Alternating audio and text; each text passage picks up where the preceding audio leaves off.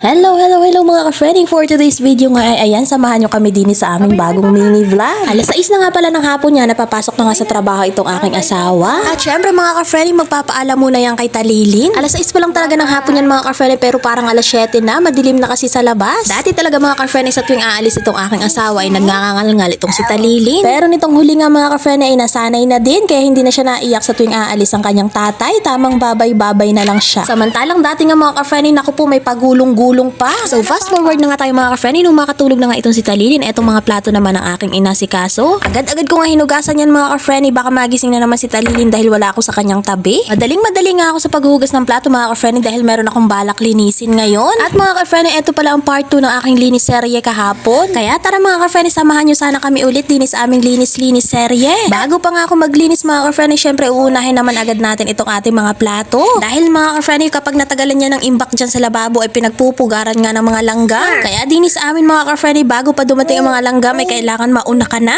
Pati ba naman mga langgam mga ka-friendly, ikinukumpetensya ko. Ang hirap talaga mga ka-friendly mag voice over nang ikaw ay bulol. Noong matapos na ako sa paghugas ng mga plato mga ka-friendly, ay winalis ko nga itong lagayan ng mga laruan ni Talin at syempre nilampaso ko din agad. Pagkatapos nga ng side ni Talin mga ka-friendly, ay tsaka pa lang ako nakapagwalis at nakapaglampaso sa buong bahay. Ganun siguro talaga mga ka-friendly kapag nanay ka na, ang dami mong kinukutkot. Tingnan nyo naman mga ka-friendly ang lagayan ng aming mga anik-anik. Ang gugulo na, hindi mo na malaman kung gaano kagulo yan. Mas magulo pa sa buhay ko.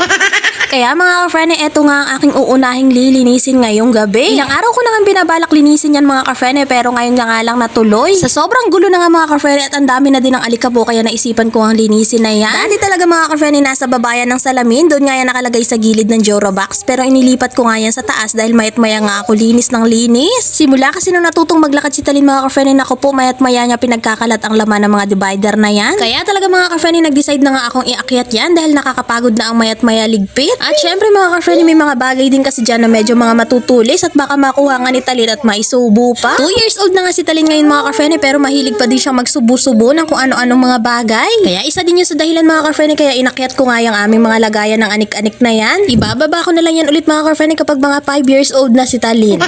Alam kong matagal pa yun mga ka-friendly, pero pinaghahandaan ko na, Charis. At ayan nga mga ka-friendly, malapit na ako matapos din sa aming lagayan ng anik-anik na are. At sa wakas nga mga ka-friendly, makakalipat na sa isang lagayan ng anik-anik. Eto nga pala ay kay Talin. Diyan nga pala sa red na yan mga ka-friendly, diyan nakalagay lahat ng gamit ni Talin. Lahat ng vitamins niya mga ka-friendly, mga gamot at mga skincare, diyan nga nakalagay. Ang taray ng anak ko mga ka-friendly, may pa skincare, samantalang ako'y wala na nga. Tamang sabon na lang ako ng Honest Glow mga ka-friendly. Dati nung nagtatrabaho pa ako mga ka-friendly, may mga pa skincare pa ako ng mga mild lang dahil sensitive ang ating balat, pero ngayon nga mga ka-friendly, naku, wala na, tamang hilamos na lang.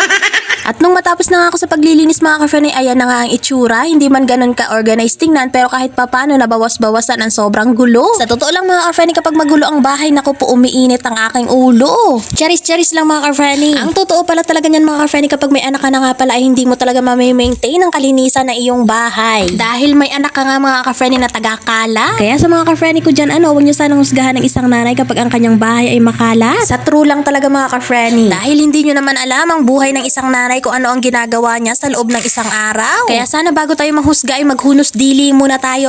Magdahan-dahan muna. Ayan nga mga ka-friendly, pagkatapos kong linisin itong aming mga lagay ng anik-anik ay nilinis ko naman itong aming bintana. Talaga namang magabok na. So hanggang dito na lang aking pag-rant-rant mga ka-friendly. At kung napanood mo nga ito aking video ay huwag mo sanang kalimutang mag-like at mag-comment. At syempre mga ka-friendly, para naman dumami ang aming viewers ay huwag niyong kalimutang i-share. Napakalaking tulong na po niyan para sa aming mga mommy vlogger na nagsisimula pala. At nang kami naman ay sumahod kay Lolo Mets at nang makatulong naman sa aming gastusin din sa aming bahay dahil kawawa na nga itong aming mga asawa, Charis. O siya, hanggang dito na lang mga ka-friendly. Maraming salamat sa iyong panunood. Don't forget to follow our page. Yun lang, bye!